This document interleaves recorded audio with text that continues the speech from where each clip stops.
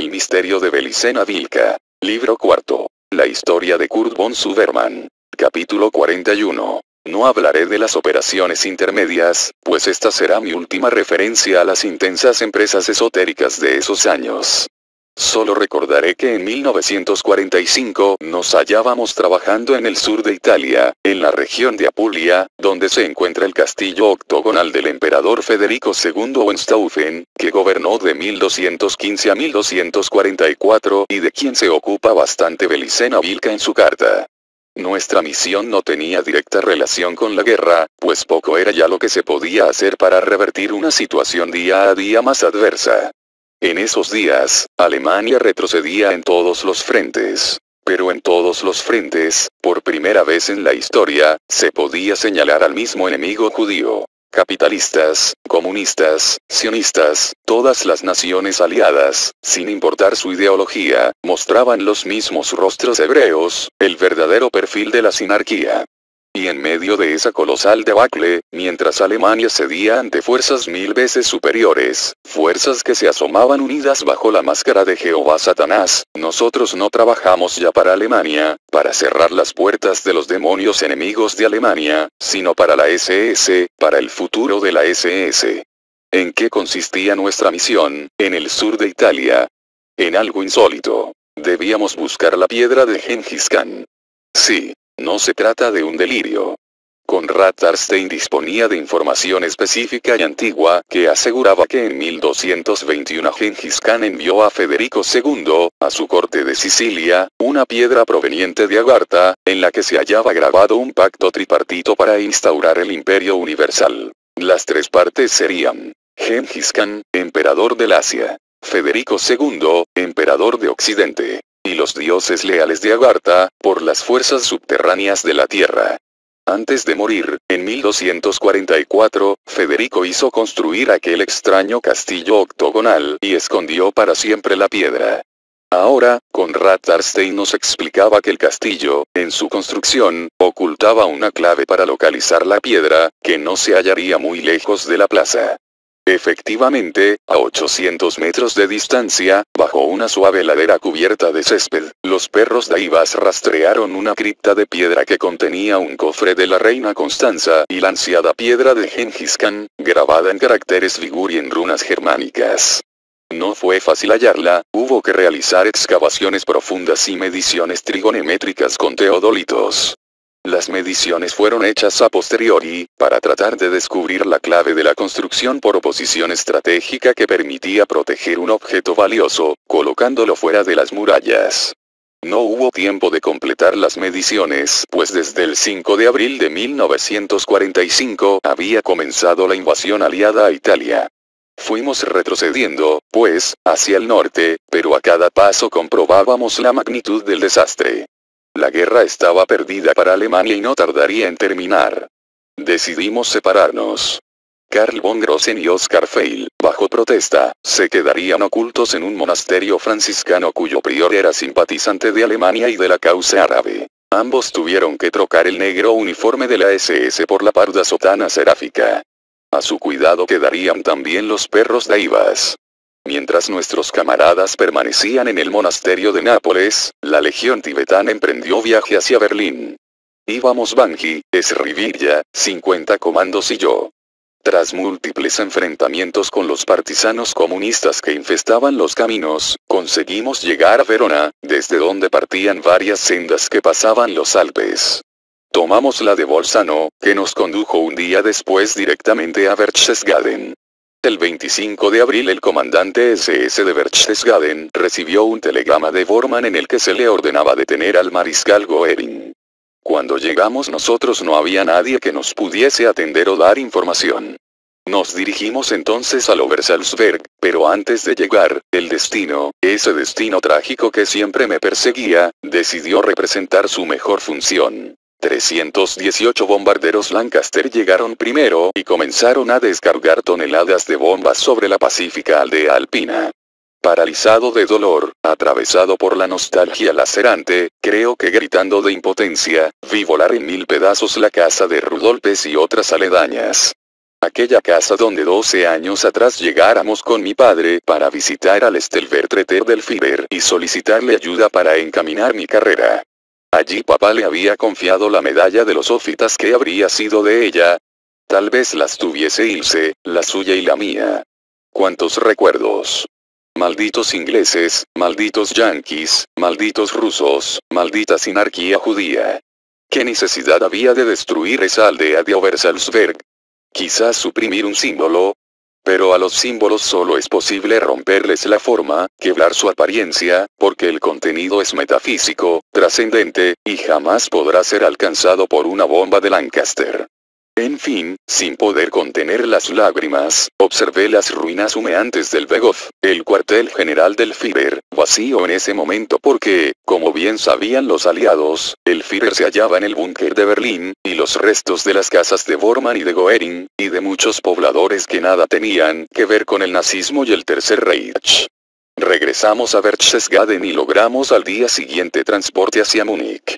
Allí entrevisté al general Koller, quien me informó de la desastrosa situación de Berlín. Los rusos habían alcanzado las orillas del Elba y Eisenhower detuvo el ejército americano cerca de Torgau, con el confesado propósito de que Berlín fuese arrasado por las hordas eslavas.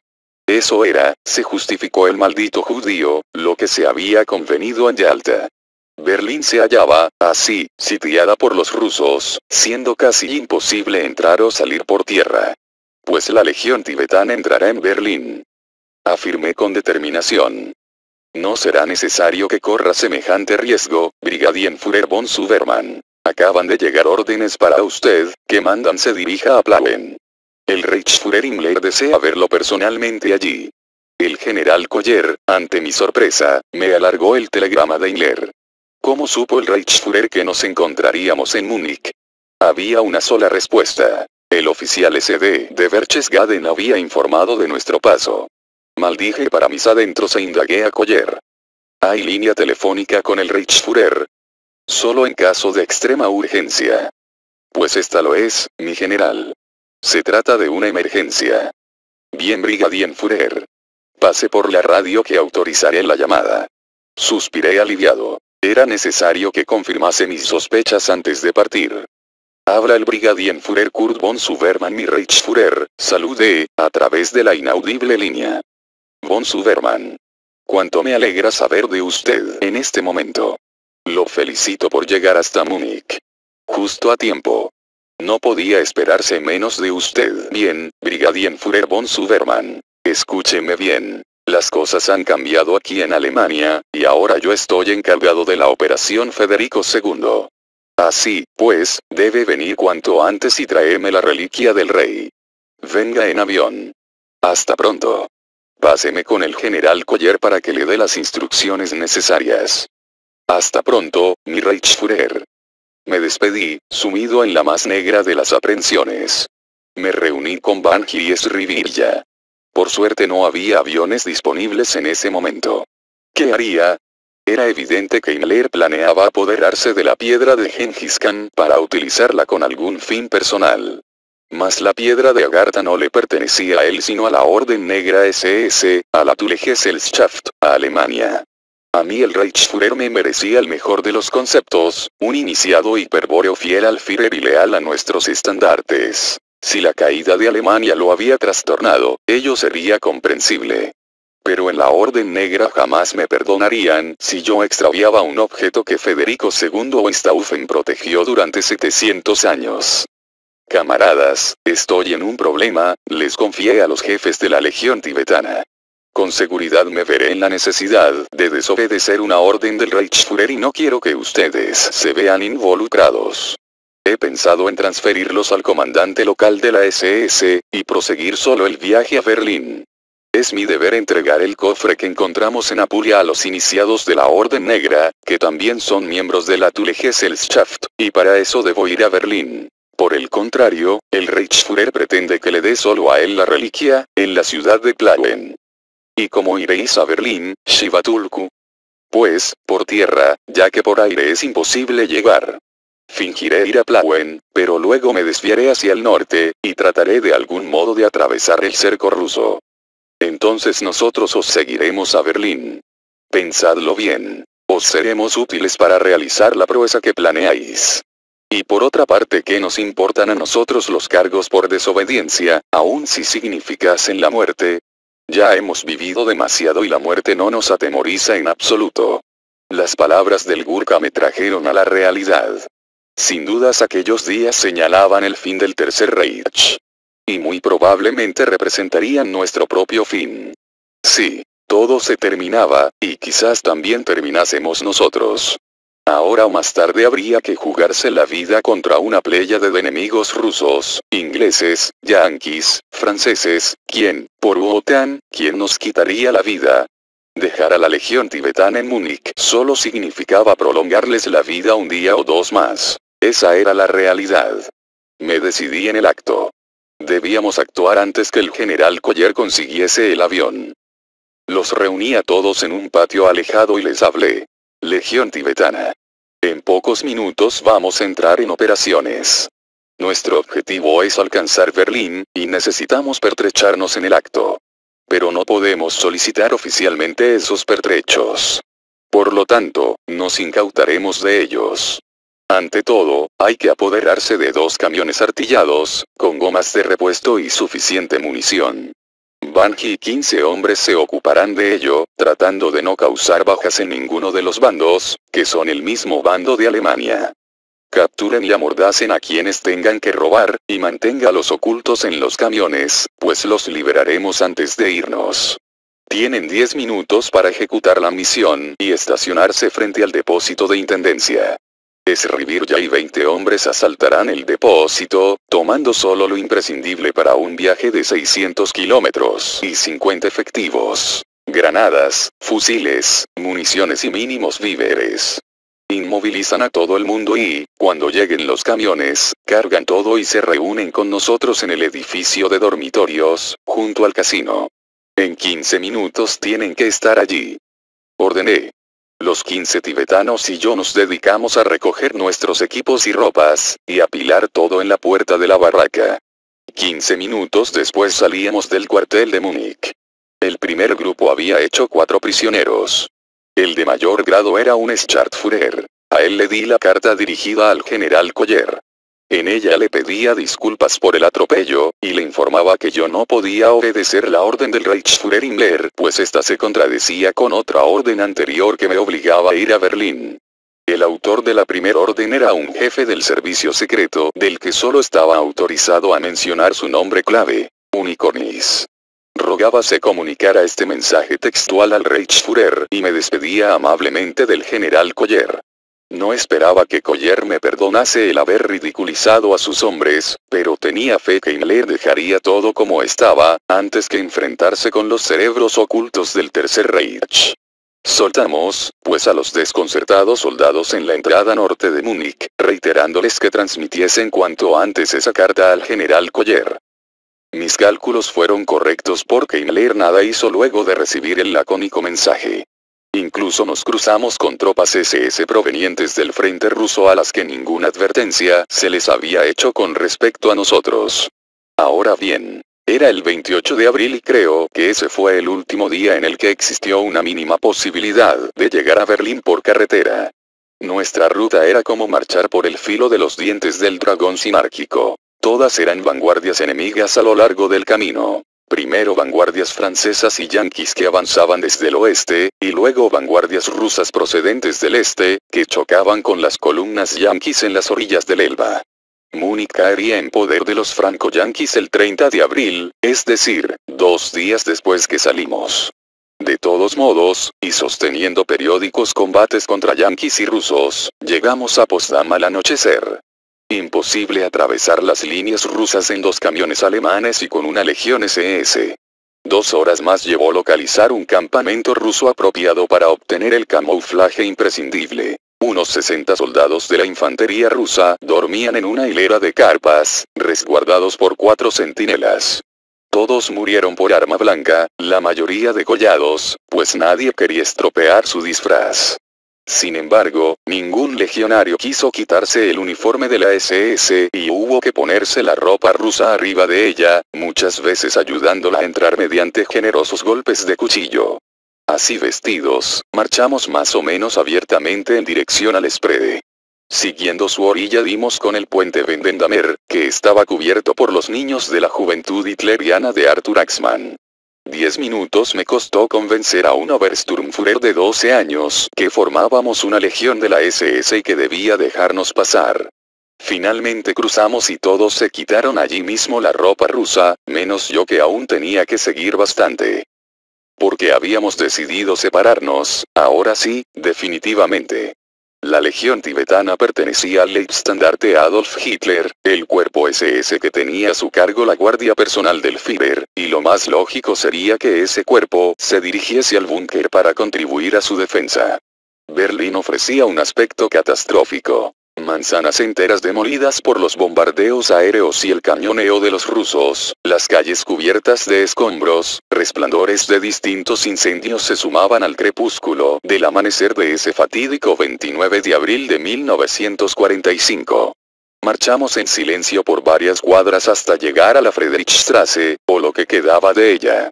La idea era seguir aquella vía hasta la altura de la estación del tren subterráneo y luego descender y transitar bajo tierra. En la estación de la Wilhelmplatz ascenderíamos a pocos metros de la Cancillería. No fue posible realizar este sencillo plan porque en la calle de Federico se estaba librando una terrible batalla de tanques. Tratamos, entonces, de alcanzar a la carrera la Wilhelmstraße cuando la fortuna, tan esquiva hasta entonces, vino en nuestra ayuda.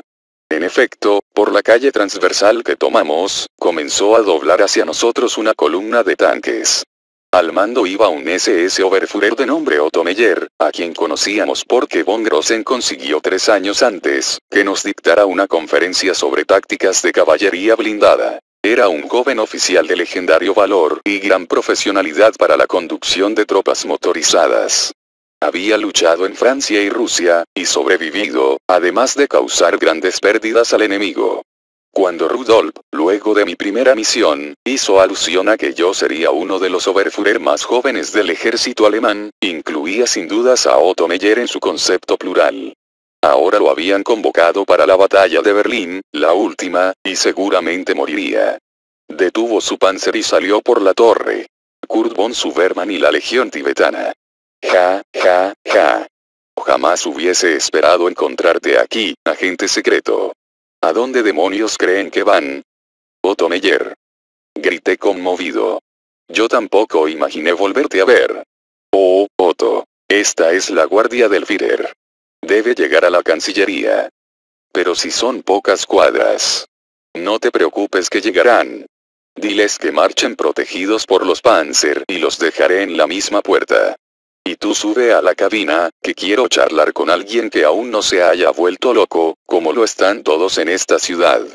15 minutos después los 5 Panzer se detuvieron frente a la Cancillería, que ya prácticamente no existía, salvo los búnkers subterráneos. Y la legión tibetana se formó en el jardín. El asombro del Brigadienführer Monke, comandante SS de la Cancillería, no tenía límites, al contemplar esa tropa de rostros asiáticos. La Legión Tibetana, formación especial de la primera SS Panzerdivisión Leibstandarte Adolf Hitler, se presenta para tomar la guardia en el Búnker Führer. Heil Hitler, mi Brigadienführer. Presenté y saludé a voz en grito. A Monke le resultó sospechoso aquel refuerzo, del que no tenía ninguna noticia, y pensó en una posible deserción del frente, pero se tranquilizó cuando le probé que nuestro destino era Italia, de donde lógicamente tuvimos que retirarnos, y le comuniqué que Himmler estaba informado de nuestra marcha hacia Berlín. Ahora, si puedo, debo completar la misión que me encomendó el servicio secreto, solicité. Por mí, cumpla usted con su deber, Brigadienführer. Aquí ya no hay nada más que hacer, afirmó con tono lúgubre. Eran las 10 de la mañana. Hoy cuando le decían a Otto Meyer que el Führer se encontraba descansando, que no podría recibirlo. El heroico Meyer había intentado ver a Hitler antes de emprender una recorrida de la que quizás no volvería nunca. Le hice señas para que me aguardase un momento y me despedí para siempre de Banji, Srivirya, y los 50 guerreros lopas de la Legión Tibetana. ¿Para qué describir lo que fue aquella despedida? Basta con agregar que aún después de 35 años, los veo nítidamente en el jardín de la Cancillería en ruinas, levantando el brazo para saludarme militarmente, y escucho la voz del Gurkha que dice adiós Chivatulco. No sufráis por nosotros, que pronto nos encontraremos en otra guerra, luchando junto a los dioses. La Gregorstrasse, repitió Meyer, en tono de interrogante. Pero eso queda en el Hippelstadt, barrio de la cumbre. Hay que atravesar la puerta de Brandenburgo y cruzar el Tiergarten, jardín zoológico de Berlín. Mira Kurt, desde hace unos días los rusos están tratando de ocupar el Tiergarten, pero no han logrado romper nuestras baterías antitanque. Por lo tanto, ellos también han montado sus propias baterías. Conclusión. Nadie puede pasar porque se ha formado un infierno de fuego cruzado. Pero no te ilusiones. Tampoco podrías llegar a pie porque hemos minado todos los campos y caminos del zoológico. Lo miré desolado y esto le arrancó otra de sus habituales carcajadas. Calma, Kurt, calma, que no está todo perdido. Si bien los Panzer no pueden pasar, eso no significa que nada pueda pasar. ¿Has oído hablar de los kamikaze? Preguntó, siempre bromeando. Sí, son los pilotos suicidas japoneses. Pues bien, mi querido camarada.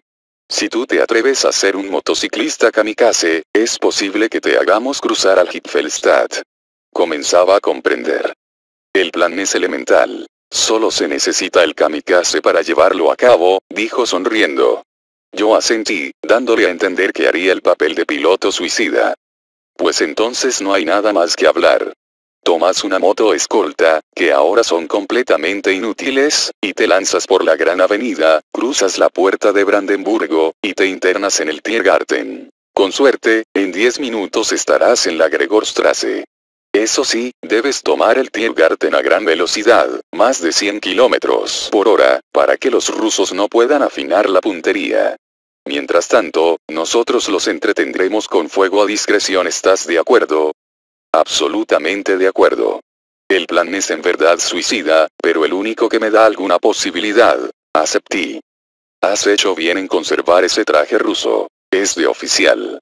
Puede serte útil más adelante, puesto que hacia donde vas no hay alemanes sino rusos. Y tú hablas la lengua de los infrahumanos, ¿no? Asentí con un gesto.